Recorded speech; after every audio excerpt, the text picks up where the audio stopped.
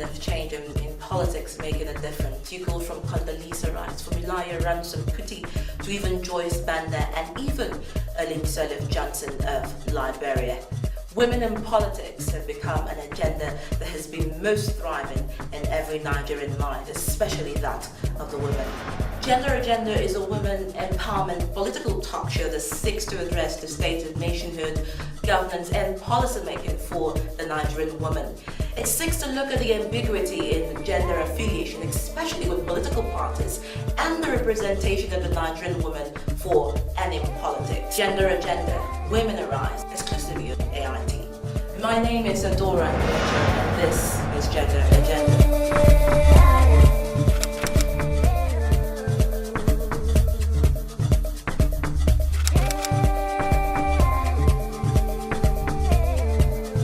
Well, you're welcome to Gender Agenda today again, and I'm your host, Dora Onyechere, and it's wonderful to be doing this considering that December is winding down. We are almost at the end of the year. This is a time where mothers are all going out to shop for their families, and also elections are dead way into the heat period. Talking about January. Well, the primaries are coming in on Monday, as suppose all of us know, and then we might see who the best man is. But anyway, enough of politics. We're talking about the politics of women. And I wonder if you know one thing, that gender and politics and policies, well, are universal issues. And far away in Zimbabwe, I keep using that country for an example, even Uganda, because they have one of the longest staying presidents, and the women are one of those people who are most marginalized.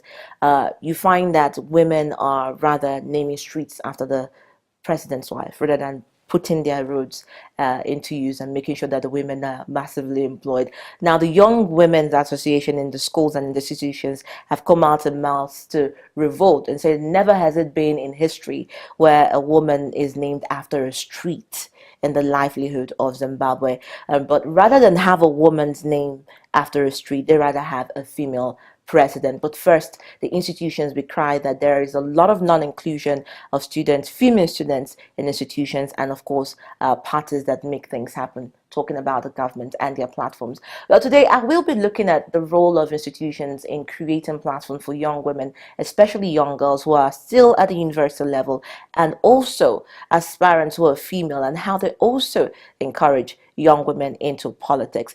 But before I go into all of that, we'll be showing the excerpts of a Young Women Leadership Forum that happened in Imo State and the voices of the women in their en masse. But I'll be talking to Omolara this morning. Omolara, how are you? I'm fine. Right this afternoon. How you look glorious. Thank you very much. Good. Now, you went to University of Abuja, Yes. I suppose. I know this is not news to you when you talk about 35%, initiative for women in government by the president and the administration. But let's go away from numbers now. As a young girl, what kind of leader would you want to see as a woman, emerge as a woman? What are you expecting from a female leader? What are you expecting from a woman who is in power? And do you think that those in power have done enough for the women in the country, as we suppose we've seen in other countries, like even just Ghana? Well, as a lady, what I really want from a leader will be to have to be selfless, to be able to know the needs of its citizens, of its people, and ensure that it meets its needs. Like the first thing is trying to know the goal of its citizen, trying to meet its needs of what its citizen wants. That's what I feel a leader should do. Okay. And aside from that, you also said something about, you also have to ask another question. Yes. What sort of woman would you like to see in leadership, and do you think they're doing enough already? Well, I feel they're not really doing enough because so far there's so many problems in Nigeria that people are facing right now, and it's either due to corruption, Okay. insurgency. You think men are the problem? Well, I don't feel men are the problem. Okay. What do you think? If a woman was there, would she have done better? I'm not trying to make you a feminist, but you said there are so many problems right now in the economy and in the society. Now, if we had more women in power, women are nurturers. Like we say, a woman is a mother. Train a woman today, you train a whole nation. Yeah. Train a generation and all of that. And women are more bothered about the fruits of development. So do you think that if more women were given opportunity in administration or administrative rights, do you think they would have less impunity and corruption in the government? And why would that be? Yes, I feel that because if you come to look at the family and see the way a woman takes care of her husband and her children, you see that first and foremost, she's always trying to want to satisfy them and Okay. meet up to their needs. Okay. So I feel in leading a nation, they will be in the right capacity to do that because they are compassionate, Okay. they are selfless, and they always want to satisfy other people's need. Okay, putting people first. But Yes. you've said that one of the things you would rather see is a selfless woman. So is that not being selfless in his own rights, or is it also learning to also put her needs in front as well as making sure other people are satisfied as well? Yes, that's what I feel. I feel she should put other people's needs in front because I know she's going to do that. Judging from the family on how she takes care of her children, her family, her husband, I feel she'll be able to do perfectly just that. This is gender agenda. Let's finally let's get to talk about today's woman. Let's look at today's woman, today's generation. They say we're very fast, we're very loud, very opinionated. Well, most of them. And in the men's world, women are becoming very quick to understand that perhaps it's time to take the platform. But before we actually do get there, because a lot of women say we're still crawling, we're not there yet. Do you believe that women are detailed, they're informed, and they make things happen, whereas a man, depends more on the title and the authority and the fact that he has, that clout of the other male in power than when a woman, for instance, now if you were you're the first child, so whether your siblings agree with you or not, you do what has to be done. You understand what I'm saying? So do you think that we have enough detailed women, or we just have women who want to just go into power for power's sake? Well, I feel we're really getting there Okay. because the way the world is growing, so many women now they are taking responsibilities to really want to go into leadership, and because Okay. of that, they are getting exposed to information. So I feel we're really getting detailed because for us to get there, we have to have so much to offer, Okay. and that is building ourselves in that position. So I feel we're really getting detailed, informed on Okay. what's happening. But do you think a lot needs to be done, or we've done enough? Do you think a lot needs to be done? You mean in the country In it, or? yes, in the country for women, education, orientation. Do you think there's enough sensitization about it right now? Because, you know, it's okay when we shout more women, more women, more women in power. But what we don't want are women who don't have the depth and don't have the content. So, in order to build the content, what is the advice to women already in government in building other women? Okay, my own advice is we can do it. So far, the men have taken the role, and they are still doing it. Because I feel the only difference between we and the men is the gender difference. But I feel we still have the capacity and we have the ability to take any position and any role that anyone any time in future might want to go into. So we shouldn't be intimidated by the men flock because we can do it. We can do it. I feel we can do it. Thank you very much. Yeah, thank you. Thank you, and I wish you all the Yeah, best. thank you very much. Yeah, you're acting timid. I'm not your dad. Yeah.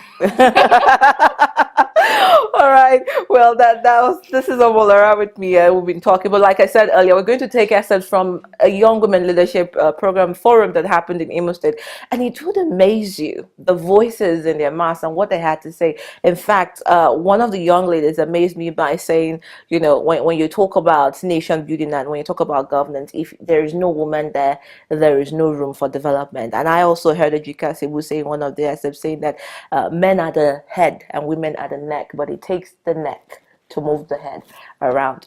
Well, also finally, before I take that cotton call to that one, remember that 43 out of the 45 ECOWAS Parliament protocol in Senegal was ratified, and what they said was that more women had to come on board into parliament, or else we are looking at a backward Africa, and that is coming from Economic Community of West African States. We'll be right back after this short timeout, and you will see that excerpts when we get back. Stay with us. Women involvement in politics is not easy. The confusion, it reminds me of the Tower of Babel. Where we are now, we need positive so many areas in Nigeria today where, as a girl, they don't even want you to go to school at all. Every girl child deserves to go to school. Women are better mobilizers than men, and they should it's go impossible out there to have a healthy society when women are repressed. When a woman has a voice and has an identity, there must be something wrong with her. I have learned that as long as you stand on your feet and you work, that $1 has given me the audacity to tell anybody no. Women, we're forced to reckon with. We can make anything happen if we want to. This is Gender Agenda. Women Arise. I know your favorite food, your friend, that Angela and I. Come ahead. You and I know that in schools, you can have people who make A's in classes, and you notice that most of them are ladies. Sometimes you go to class, you can go to law school, you can go to the medical school, you find that a woman will come out the best. But why is it that when it comes to leadership, why is it that when it comes to politics, women are not found? We are supposed to be leaders because we are in majority, and not just because we are in majority, because of the threats that we have as women. That men or the society tend to believe us the more, because we tend to think about so many things, so many factors before we do whatever we do. But men will not even bother, they will go into corruption and embezzle funds. But women will want to think about their family name, first of all, think about their husband, and also as a mother, they will want to protect whatever that we are kept in their care. So we believe that women are supposed to be in leadership, position. We need to network. Networking in the sense that wherever we find ourselves, we need to encourage each other. We should not be people pulling down ourselves, because we've noticed that women like doing that. So many things have been done or have been said about women participation in politics, but we find that there's no legal backing. Even when there are certain pronouncements, the implementation is very poor. We have heard of 35% affirmative action and other such things, but in practical terms, they are not really there, they are not really implemented. So the government should show some political will towards the empowerment of women. When the man is the governor, the woman is the first lady. So when the woman now is the governor, what should the man be called? First man. Growing up a female child, the challenges begin from birth. And in our culture, you know it, that when a female child is born, oh, my wife delivered. What did your wife have? She had a baby girl. Okay. Yes.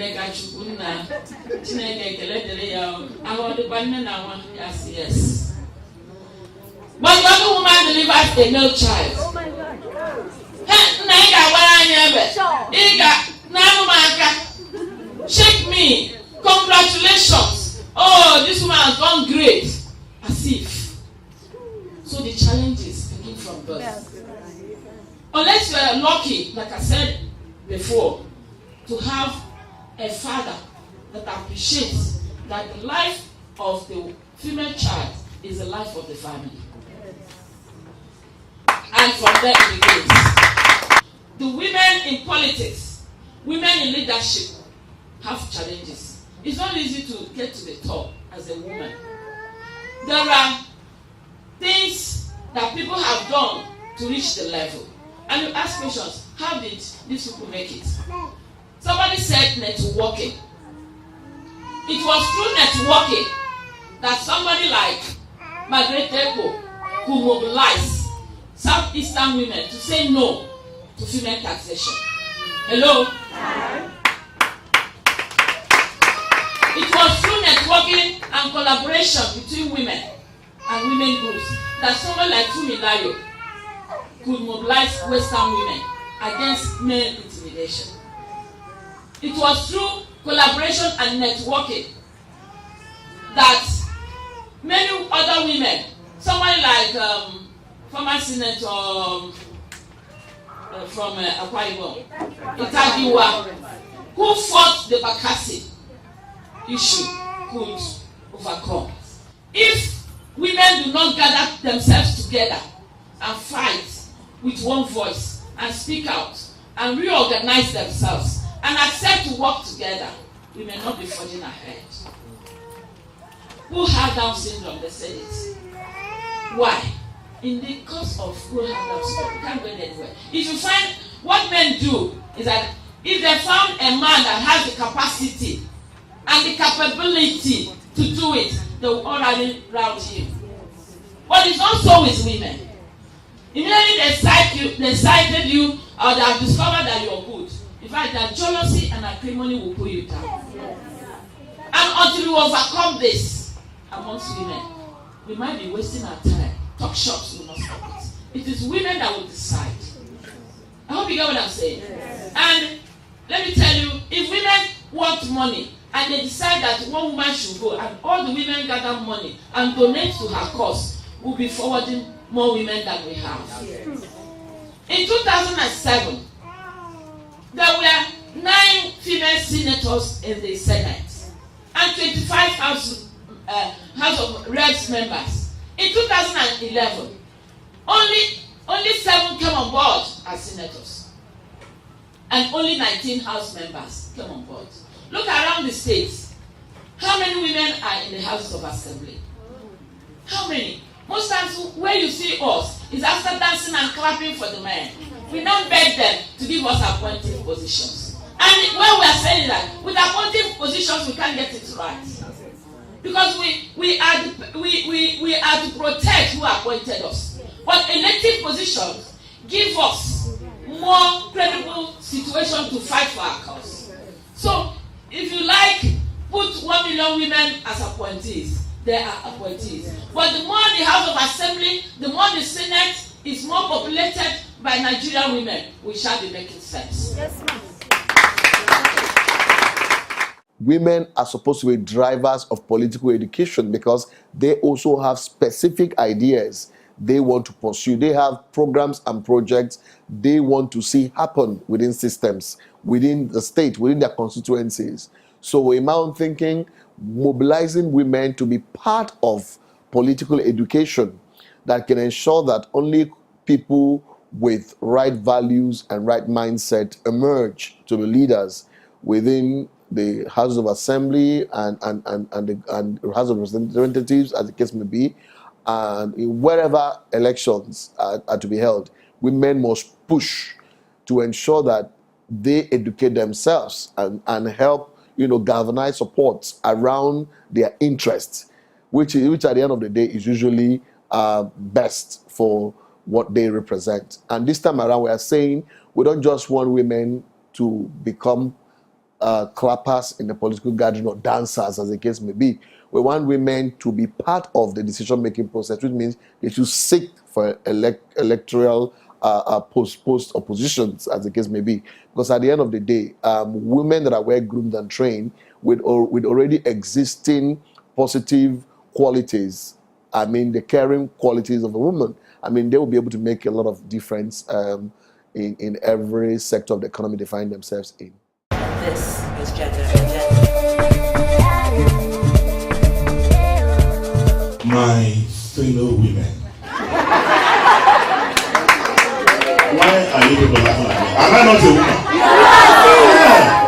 You people already know. I like to make this discussion as simple as possible. Because all of you know, I'm glad that you all know your problem. We know our problem. And everything, it is dependent on us now to go back and think further. Because if the women are sincere about leadership positions, in governance, in politics, in fact, in all spheres of human endeavor, you can get it if you are together. The men are the head of the house. The men are the head, but the women are the neck that turns the head. And if you look at that message, it is quite important. I don't need to teach you or tell you. You must find a movement. You must galvanize yourself. That's why when I talked about going to the rural areas, it's quite key. And one of the things you should take from here, because there have been series of discussions that have held at the level of the civil societies on engagement, women in politics, and what have you. And the Honorable Commissioner here also did mention to you, mention some names like Ransom Kuti, Fela's mom. These are great people. Margaret Ebo, these are great women. And what about the about 1929 about women riot? What about Amina of Zauzau in Zaria? These are great women. And many more in history who have been able to challenge and stand on their own, and people have been able to come to support behind them, to put the support behind them. Today, I come here to challenge all of you to wake up. It's a clarion call to let you know that you've got the power, you've got the strength of leadership, you've got the strength to govern, because already governance starts at home. And men can tell you better. No man will have a peaceful home without being at peace with his or her, with his wife. And once a man is at peace with the wife, you know that success becomes the story. This is Gender Agenda. I believe women at the rural area, level should be able to start breaking down some of the stereotypes. We should, most of the time they say women don't support themselves. We should defy that. We should start supporting ourselves. And so one person in each locality should have their ear open to see what is happening at the federal level, and then bring it down to the rural women. And as much as possible, those women who feel that they're enlightened, they should bend down and get to the grassroots and really talk to the women, educate them, enlighten them, so they will be more aware of what is there, what are the options, how do we come together. You know, organizing people is not easy, so we shouldn't take it for granted. So those of us who think we know more than they do should prove it by going downwards and really talking to the women and organizing them to even know what their political rights are, what the women's rights are, what they can and cannot do, what the realities are. And I think when we start doing that, the mobilization will happen naturally, and it's going to happen corner by corner, hamlet by hamlet, not necessarily local government area, just a little bit, a step at a time. A woman can be a leader, a woman can be in government, a woman can be in politics. The women who have inspired us today made us to understand that we have all it takes to be all that God has designed for us to be. And I'm sure that when you put all the necessary ingredients together, when you have content, you comport yourself, you have humility, and then like Dr. Miles Monroe will always say, destiny demands diligence. So our lives is not just in the bedroom, it's not just in the kitchen, it's not just in the home. We have a responsibility to the society. My name is Linus Okorie. I endorse at every point in time women participation in governance, in politics, and in everywhere possible where leadership is involved, because I know that women have the capacity to make a difference. Not just any kind of women, but women who are groomed, women who are honorable, women with great level of vision, women with great commitment to excellence, women that are thinking about the common good more than they can ever imagine. In my own thinking, I need professional women who will step up their game and take charge of their career paths, so that at the end of the day, they'll be able to get the right skills that will enable them take decent decisions in very top making decision places in our country. Nigeria is in great need of such women. Africa is also in great need of such women. Women involvement in politics is not easy. The confusion, you know, it reminds me of the Tower of Babel. Where we are now, we need positive so many areas in Nigeria today where, as a girl, they don't even want you to go to school at all. Every girl child deserves to go to school. Women are better mobilizers than men, and they should It's go impossible out there to have a healthy society when women are repressed. When a woman has a voice and has an identity, there must be something wrong with her. I have learned that as long as you stand on your feet and you work, that $1 has given me the audacity to tell anybody no. Women, we're forced to reckon with. We can make anything happen if we want to. This is Gender Agenda. Women arise. I know your favorite food, your friend, that ain't looking die. Come ahead. Well, years before the second feminism reform started in Lagos State. One woman activist, Fumilayo Ransome-Kuti, who also started the Abeokuta Women's Union Wing, fought the fight for the voice for women to hold power. You want to also talk about Ashantewe Nana, who was the first military. Well, when I talk about old-fashioned traditional warlord, you would never forget the British war between the Ashantis and the British, and she nevertheless did not go into that fight in the force or in the field of the war, but she gave orders and made gunpowder for the troops to go forward, and they called her the Joan of Arc of Africa. You must also want to remember Margaret Atwood, or even Miriam Makeba, the Empress of African song. And whatever anybody would say about Miriam Makeba, she was also a civil rights activist and a woman who said, enough of the white rule, enough of the black minority. It is time that the blacks, who are the majority, especially women in their folds, have their voices heard. And finally, will I forget Lady Miriam Babangida, who also started the rural development movement for women in Nigeria. The list goes on and on and on. When we look back, we find out that a lot of the changes that we have seen, even Cleopatra of Egypt, a lot of people will say hers is a bit different because she was more feminine wiles than ways. But well, we'll be tired when you don't mention her in the times and tides of history. But enough said. What I'm trying to get across here is that you cannot turn away from having women in governance or politics, or even just, let's look at rural development, for instance. They are the ones who know where it bites most. They are the ones who know where the shoe pinches. And I think it's time the government becomes more compassionate, not just based on the fact that the gender is what's important, but the capacity. Like I said earlier on when I was talking to Omolara, women are detailed because they are female and their gender matters. My name is Adora Onyechere. Thank you for joining me today. See you again next week. Gender Agenda, time for women to arise.